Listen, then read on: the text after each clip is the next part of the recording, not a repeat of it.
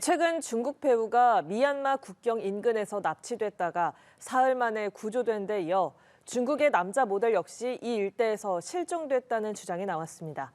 연예인이나 인플루언서뿐 아니라 일반인들도 범행의 표적인데 높은 급여를 주겠다고 속여 납치되고 있습니다. 베이징에서 배삼진 특파원입니다. 중국 영화 고주일척입니다. 지인의 속은 주인공이 불법 인터넷 도박업체에 감금돼 일하다가 막판에 가까스로 도망쳐 나온다는 얘기입니다. 최근 범죄 조직에 납치됐다가 사흘 만에 구출된 중국 배우 왕싱의 살해와도 흡사합니다. 중국의 20대 남자 모델 양쩌치 역시 태국 미얀마 국경에서 연락이 두절됐다는 주장이 나왔습니다.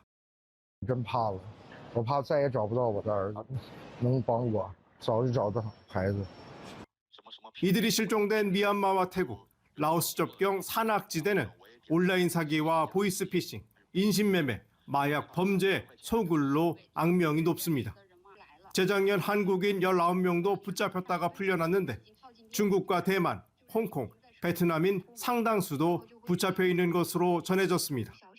실제로 왕싱이 발견되던 날 다른 미얀마 실종자 174명의 가족들도 자신들의 남동생과 아들, 남편, 아버지를 찾아달라고 호소했습니다. 피해자들은 감금된 채 보이스피싱 범죄에 이용되고 장기 매매 조직에 팔려가기도 합니다. 几个月业绩完不成的话，到最后有可能就是把你会卖到黑市上，给人家当血奴，挖取你有用的人体器官。如果有人需要的话，他们会以高价把你的眼角膜、肝脏、心脏、肾脏挨个给你。 중국 공안은 지난해 11월까지 이 일대에서 활동하는 통신 사기범 5만 명을 붙잡았지만 규모가 얼마인지 파악조차 힘든 상황입니다. 이번 사태를 계기로 중국인들의 태국 관광이 줄 취소되고 배우와 가수들의 공연이 잇따라 취소되는 가운데 중국인들 사이에서는 인신매매를 통한 취업 사기에 대한 경각심이 어느 때보다 높아지고 있습니다. 베이징에서 남뉴스TV 배삼진입니다. 대구경찰청은 어제 370억 원이 넘는 온라인 투자 사기를 벌인 범죄 조직 총책 30대 A씨를 국제공조수사로 검거했다고 밝혔습니다. 경찰은 지난달 라오스 와타이 국제공항에서 캄보디아로 출국하려던 A씨를 검거해 국내로 송환했습니다. A씨는 치안이 불안한 미얀마 골든 트라이앵글 지역에서 근거지를 두고 활동하던 해외 투자 사기 조직의 총책 2명 중 1명입니다. 앞서 경찰은 지난해 5월 다른 총책 B씨와 조직원 37명을 검거했습니다. 이들은 투자 전문가인 것처럼 속여 피해자 342명에게 273억 원 상당을 가로채고 취업을 미끼로 모집한 한국인 상담원들을 불법 감금한 혐의를 받습니다. 네, 다양한 국제 뉴스를 깊이 있게 전해드리는 시간. 월드앤 이슈 오늘은 조비원 세종연구소 연구위원과 함께하겠습니다. 네, 안녕하세요. 어서 오십시오. 방금 전해드린 속보에 대해서 먼저 여쭤볼게요. 전문가시니까 북한이 이재명 정부 이후에 처음 미사일을 발사했다. 어떤 미사일인지는 모르겠으나 에이펙 다음 주에 열리잖아요. 그렇죠. 북미 정상회담도 열릴 가능성이 있지 않느냐 살짝은 예측할 수 있는 상황에서 오늘의 도발은 어떤 이유일까요? 아무래도 에이펙을 앞두고서 이제 신경전 차원에서 자기 이제 몸값을 올리기 위한 그런 조치로 보여집니다. 이제 북한이 원래 회담 전에 이런 도발을 해온 게 수순이었고요. 그래서 이번도 마찬가지인 것 같습니다. 그래서 말씀하신 대로 이번에 정상회담이 이루어지느냐 안 이루어지느냐 약간 이견이 많았습니다. 저희 뭐 정동현 통일부 장관 같은 경우는 가능성이 있다라는 그런 발언을 주로 해왔지만 뭐 외교부나 강경화 주미대사 같은 경우에는 아직 그런 조짐은 없었다라고 했었습니다. 그런데 또 뭐 미국하고 북한의 이제 물밑 작업은 또 이루어지는, 왜냐하면 그 주한 그 대리대사가 이번에 에이펙을 앞두고 교체가 됐는데 그게 이제 트럼프 1기 때 북미 실무를 담당했던 분입니다. 그래서 이제 아마도 이런 움직임이 있는 게 아니냐라는 조짐이 있었고 그걸 보면 아마도 이제 북한이 지난번 중국 갔을 때도 관련된 내용을 조율을 했을 것이고요. 그런 배경에서 이제 에이펙 전에 이제 한 번 탄도미사일을 이제 발사를 한 것으로 보여집니다. 그렇군요. 캄보디아 소식으로 이어가겠습니다. 범죄단체들이 캄보디아 범죄단체들이 이렇게 보도도 많이 나오고 막 수사가 들어가니까 다른 데로 막 도망간다고 하는데 그러면 그 뭐 옆에 라오스, 미얀마, 태국 이쪽으로 옮겨오고 있으면 다시 또 잡기도 어려워지겠네요. 그렇습니다. 이 지금 골든 트라이앵글이라고 해서 황금의 삼각지대라고 잘 알려진 이 메콩강을 중심으로 해서 미얀마, 라오스, 태국 이렇게 몰려 있는 그 지역입니다. 근데 예. 말씀하신 대로 이번에 이제 캄보디아에 대한 단속이 높아지다 보니까 범죄 조직들이 이쪽 골든 트라이앵글로 이동을 하고 있고요. 예. 그래서 보도를 보니까 라오스의 경우에는 이미 이 새 범죄 단지가 구성이 됐고 한국 대사관이 이제 여행 금지 발령을 냈다고 합니다. 그래서 예. 그럴 수밖에 없는, 어떻게 보면 이렇게 풍선 효과인 것 같습니다. 네. 왜냐하면 캄보디아뿐만이 아니라 이 지역들이 대부분 이제 카지노 산업을 가져왔었고, 이게 코로나19 때 이제 그 관광객이 급감을 하면서 이제 온라인 사기 같은 그런 시설로 이제 변모해가는 그런 과정이었기 때문에 예. 이쪽으로 이동을 한 것 같습니다. 그래서 뭐 지금 미얀마에 대한 보도도 굉장히 많이 나오고 있는데, 사실 미얀마 같은 경우는 이미 한 2023년부터 이거를 단속을 해야 된다라고 하면서 예. 스스로는 할 수 없다. 그래서 막 도와달라라고 그런 말을 많이 해왔던 상황입니다. 예. 예.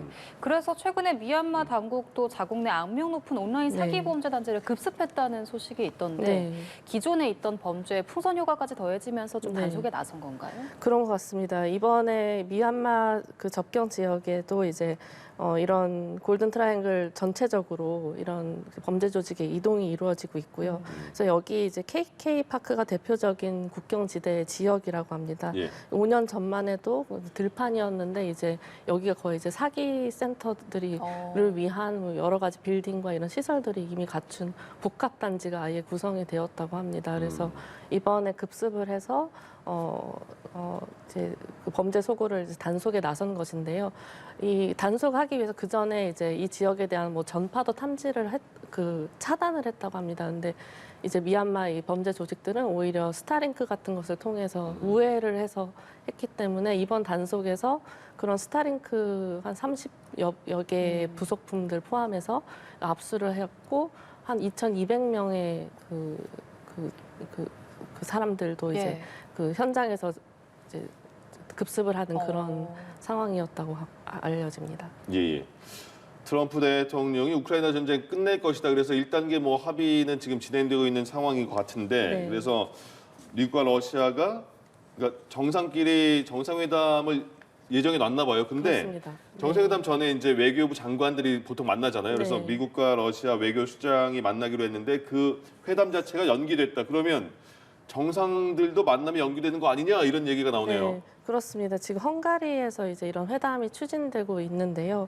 근데 이제 그 미국이 가장 지금 문제시해서 지적하고 나오는 것은 러시아 입장이 거의 변한 게 없다라는 부분입니다. 이제 예. 미국의 입장은 러시아하고 우크라이나를 빨리 조율을 해서 이제 트럼프 대통령이 이제는 이제 피를 멈추고 협상할 때라는, 빨리 좀 이 종전을 가자라는 그런 입장인데요. 근데 예. 러시아 입장은 지금까지도 이제 러우 전쟁이라는 것이 나토의 동진에 의해서 발생한 것이다. 그래서 이번에 그 뭐 휴전이든 종전을 할 때는 예. 이 도네츠크 지역을 전체를 이제 자신들이 가져야만 이제 전쟁을 끝낼 수 있다라는 그런 입장입니다. 그러니까 이 종전의 전제 조건을 이렇게 도네츠크 지역 전체를 얘기를 한 것입니다. 예. 그래서 우크라이나 입장은 당연히 여기는 자신들의 영토이고 요충지이기 때문에 그럴 수가 없다라는 입장이 유지되고 있어서 예. 사실 이 뭐 불발 가능성도 당연히 충분히 이 어떠한 입장 변화가 이뤄지지 않는 이상은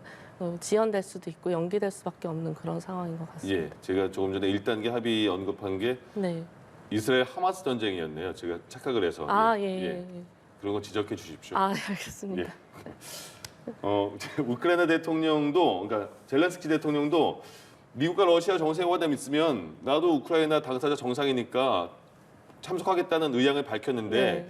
그게 어떻게 잘 되고 있는 건지 모르겠습니다. 그 자리에 과연 네. 그 참석하게 해줄까도 그렇죠. 궁금하고 네. 어떻게 될까요? 네, 젤렌스키 대통령 어쨌든 이제 헝가리에서 이제 추진이 된다면 자신은 언제든지 합류할 준비가 돼 있다라는 그런 입장이고요. 뭐 예. 트럼프만 만나도 되고 같이 3자가 만나도 되고 모든 뭐 방식에 열려 있다라는 그런 부분입니다. 근데 조금 전에 말씀드린 대로 이 협상의 타결 가능성은 조금은 여전히 어려운 게 사실입니다. 왜냐하면 우크라이나 입장은 이제 러시아가 얘기하는 도네츠크 전체를 러시아에 넘기는 것 자체도 문제이지만 이러한 협상이 가능하려면 이제 러시아라는 위협에 대한 미국하고 유럽의 완전한 안전보장 조치가 이루어져야만 이러한 협상 안에 우크라이나가 동의하겠다는 건데요. 그래서 예. 여기에 이제 뭐 미국한테 지금 장거리 토마호크 미사일도 얘기하고 있지만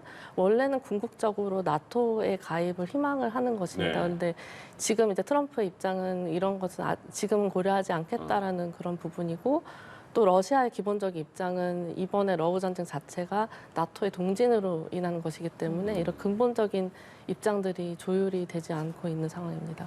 예. 한편 미러 정상회담과 관련해서 다른 논란이 생기고 있는데요. 백악관 대변인이 미러 정상회담 장소를 누가 정했냐라고 묻는 기자의 질문에 Your mom did 이렇게 대답을 했습니다. 그렇습니다. 이게 언뜻 들으면 좀 조롱성 같기도 한데 왜 이렇게 대답을 한 건지. 네, 이거 뭐예요? 니네 엄마 이렇게 말한 거예요? 네, 그 직역을 하면 네 엄마, 네. 내 엄마가 맞습니다. 그게 이제 어떻게 보면은 어떤 상황에 쓰이냐에 따라서 뭐 친구들끼리 뭐 비속어로 이렇게 우스갯소리로 하는 용어이기도 합니다. 그런데 이제 뭐 지금 이번 대변인 사용한 것처럼 상대방의 의견을 무시하거나 비난할 때도 이제 그 욕설 측면에서 사용하는 그런 용어여가지고 공식 석상에서는 조금 부적절한 측면이 있습니다. 예. 그래서 이 대답이 나온 이유는 그 인터넷 매체 허프포스트죠. 거기 기자가 이제 미러 정상회담 위치 그 헝가리를 누가 정했냐라고 했는데 그렇게 대답을 해서 이제 거기서 끝난 게 아니라 스티븐 청 백악관 공보국장도 다시 한번 6월 마음을 다시 한번 거들면서 그런 분위기였다고 합니다. 왜 그런 거예요? 그거 왜? 뭐 되게 싫은가 보죠? 일단 그래서 이제 이 기자가 대변인한테 지금 그게 웃기다고 한 얘기냐 하면서 굉장히 항의를 했더니 이제 대변인이 거기서 이제 멈춘 게 아니라 당신이 스스로를 기자라고 생각을 하는 게 뭐 웃기다라고 하면서 당신은 극좌의 하수인일 뿐이고 다른 동료들도 그렇게 생각을 하고 있다. 말을 하지 않을 뿐 뭐 이렇게 하면서 또 그 편향되고 멍청한 이 부분도 비속어를 썼습니다. 그래서 이런 질문들을 자신들한테 하지 말라라고 해서 굉장히 좀 그 뜨거운 그런 그 석상이 그 기자회견이 되었고 이 이제 공개 석상에서 이런 비속어를 쓴 게 적절하냐라는 부분에 있어서 다른 이제 트럼프 측 그 대변인 쪽은 굉장히 적절했다. 그 기자 자체가 그 극좌의 그 민주당 운동을 하는 사람이다라고 해서 말씀하신 그 이유가 뭐냐는 것은 그 정치적인 저 대변인이 말한 거죠? 너네 엄마라고 말한 대변인이. 네. 그 저런 자리에서 이제 그런 발언을 했고 이제 정치적인 이념에 대한 그런 그 직접적인 비판으로 이해를 해야 될 것 같습니다. 이건 뭐 그냥 싸우자는 얘기죠, 뭐 그냥 쉽게 말해서. 그렇습니다. 대변인의 입장에서 이제 공식 석상에서 저렇게 이렇게 한 것이니까요. 그러니까요. 알겠습니다. 다카이치 사나의 일본 자민당 총재, 첫 일본의 여성 총리가 됐습니다. 어제 그렇습니다. 그 표수를 막 분석해줬잖아요. 그 결선까지 가지 않고 바로 한 번에 총리가 됐네요. 일본 내에서는 어떤 반응일지 궁금한데요. 결선 투표까지 갔고요. 그래서 갔어요? 네, 갔습니다. 그래요? 네, 갔습니다. 그래서 이제 140년 그 일본이 내각제를 도입한 만에 140년 만에 이제 첫 여성 총리가 된 것입니다. 그래서 아무래도 일본에서 이제 얘기들을 보면 이러한 첫 여성 총리가 나왔다라는 부분을 굉장히 강조하고 있고 또 이 다카이치 사나에 총리의 이분이 이제 비세습 정치인인데 중의원을 10번이나 당선된 그런 정치적인 그 경력이 있어서 그런 것들도 다시 부각이 되고 있고요. 또 뭐 물론 이제 우경화에 대한 우려 그런 부분도 많이 보도가 되고 있고 좀 흥미로운 부분이라고 할까요? 그거는 이제 뭐 아사히 신문이나 요미우리 신문이 이제 여성 총리가 당선되다 보니까 그 퍼스트 젠틀맨이죠. 영부인이 아니라 이제 그 남편 부군이라고 하더라고요. 영부인 대신에 이제 남편을 부르는 말을.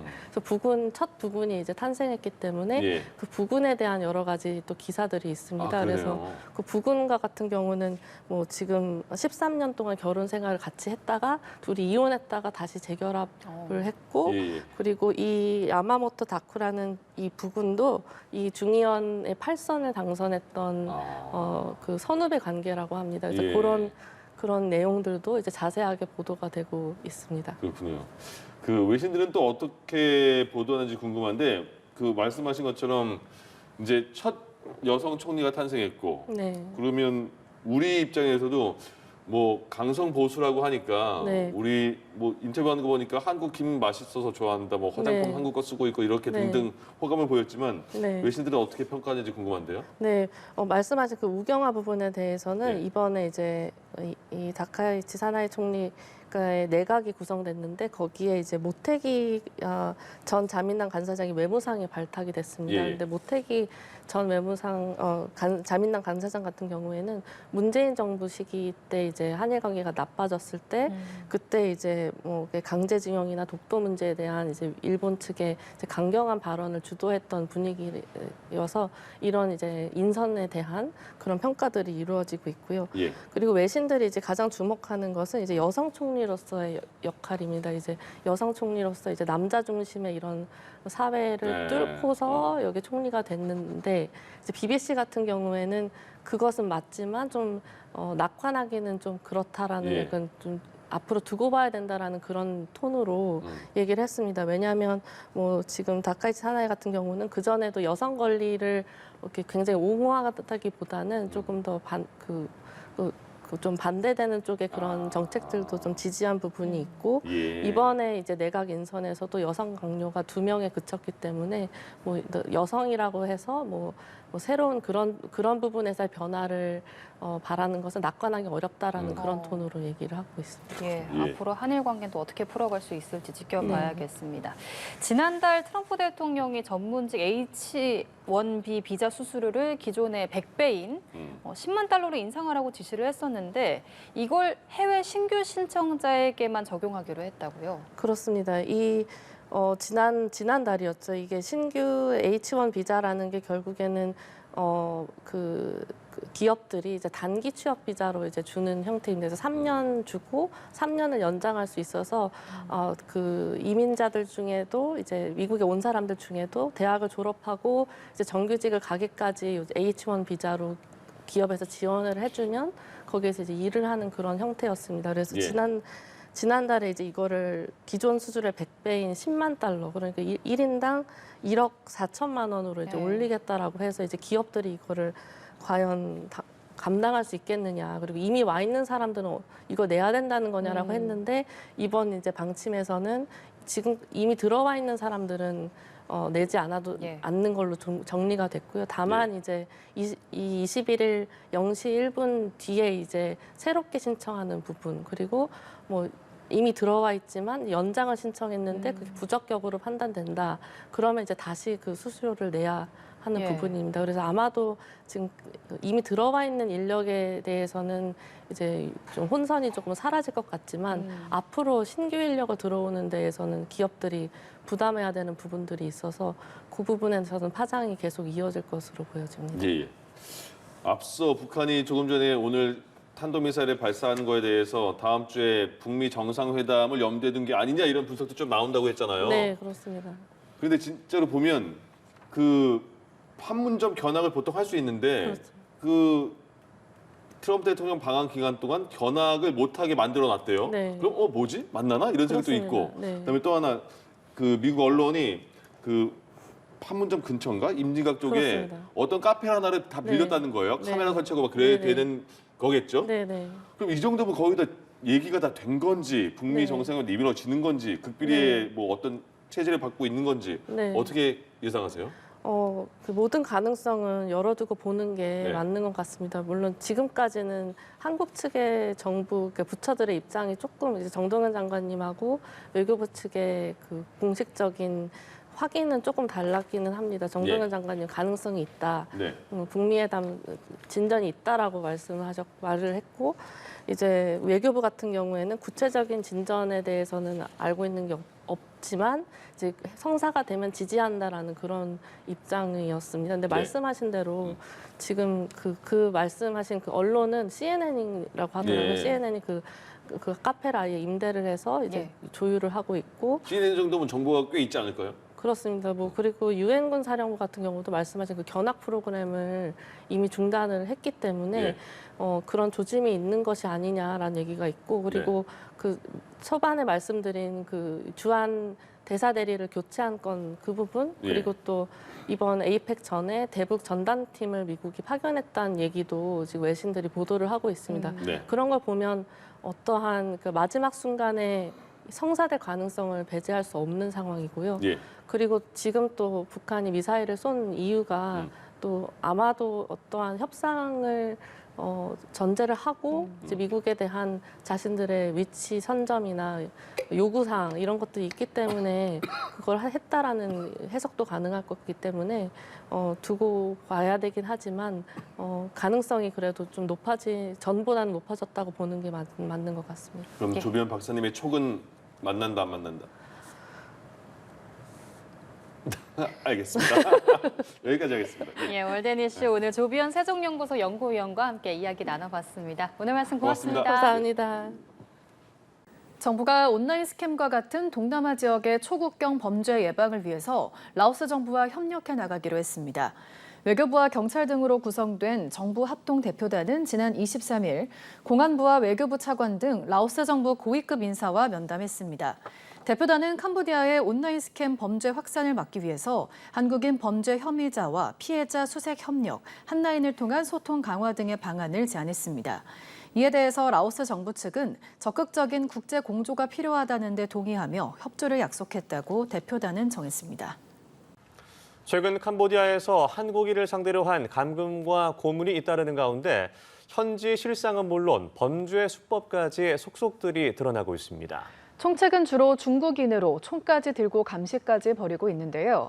그 현실이 각종 판결문과 인권단체 보고서를 통해 속속 공개되고 있습니다. 김교희 기자입니다. 부산지법은 캄보디아에서 연애 빙자 사기, 이른바 로맨스 스캠에 가담한 일당 3명에게 지난달 실형을 선고했습니다. 이들은 지난해 7월경 해외에 가서 일하면 돈을 많이 벌 수 있다는 지인 소개로 캄보디아 바벳 지역에 마련된 사무실로 찾아가 사기 범죄 조직에 가입했습니다. 이후 자신을 여성이라 소개하며 SNS를 통해 피해자들에게 접근한 뒤 친분을 쌓고 돈을 뜯어내는 일명 콜센터 팀원으로 활동했습니다. 콜센터 직원들은 자신의 컴퓨터 화면을 비추는 CCTV가 설치된 곳에서 하루 12시간씩 근무하며 지각이나 조퇴 시 벌금을 내야 하고 실적이 부진할 경우 오후 11시까지 야근을 해야 했습니다. 귀국을 원할 시엔 친구인 조직원 1명을 인질처럼 남게 했습니다. 특히 지인들이 이런 숙박료, 항공료 무료고 가서 네가 해외에서 돈을 많이 벌 수 있다고 유혹하는 경우도 많습니다. 이거 100% 피싱 사기 이런 브로커들이 하는 이야기니까 절대 속아 넘어가서는 안 되겠습니다. 총책은 중국인으로 지난해 1월부터 캄보디아와 라오스 등에서 범죄 조직을 운영했으며 사무실 건물 입구와 각 층에 총을 든 경비원을 배치해 이탈을 감시했습니다. 경비원이 문 안쪽에서 근무를 하고 있었고 한번 들어가면은 쉽게 나올 수 없는 그런 구조라는 것을 알게 되었습니다. 국제인권단체 엠네스티가 지난 6월 발표한 보고서에 따르면 파악된 캄보디아 감금시설만 53곳. 최근 2년간 캄보디아 범죄 조직 피해자 58명을 인터뷰한 결과 45명은 직간접적 고문에 노출됐고 23명은 인신매매를 당하거나 목격했다고 증언한 것으로 파악됐습니다. 잔혹한 범죄 행위를 서슴지 않는 캄보디아 범죄 조직의 실상이 낱낱이 드러나고 있습니다. 연합뉴스TV 김규입니다. SNS로 이성에게 접근해 호감을 산 뒤 투자 사기를 친 조직이 경찰에 붙잡혔습니다. 네, 피해자가 80명이 넘고 피해 금액은 122억 원에 달하는 걸로 나타났습니다. 보도에 고희훈 기자입니다. SNS 채팅창에 남녀가 대화를 나눈 내용입니다. 여성 쪽에서 누나를 못 믿어서 돈을 주지 않을까 봐 투자를 망설이느냐는 말을 남깁니다. 상대의 반응이 시원찮자 은혜를 갚으려고 도와주는 것이라며 계속해서 돈을 달라는 취지의 글을 보냅니다. 또 다른 대화방에는 오빠라고 부르는 사람에게 1,000만 원을 충전해주면 자신은 2,000만 원을 준비하겠다는 글도 적습니다. 대화를 건네는 여성은 한국계 외국 여성이라고 주장하지만 실은 남성 사기 조직원입니다. 캄보디아에 근거지를 둔 30대 중국인 총책 A씨와 조직원 6명은 텔레그램이나 페이스북 등 SNS를 통해 주로 남성에게 접근했습니다. 미모의 외국 여성 프로필 사진을 게재하고 대화를 걸며 짧게는 몇 주, 길게는 수개월 동안 이성적 호감을 표시한 뒤 신뢰관계가 쌓이면 본색을 드러냈습니다. 가상자산이나 금 선물 거래, 쇼핑몰 사업 등에 투자하면 돈을 벌 수 있다는 제안을 했고 84명에 달하는 피해자들이 꿰매 넘어갔습니다. 적게는 100만 원, 많게는 무려 20억 원에 달하는 돈을 투자한 피해자도 있었습니다.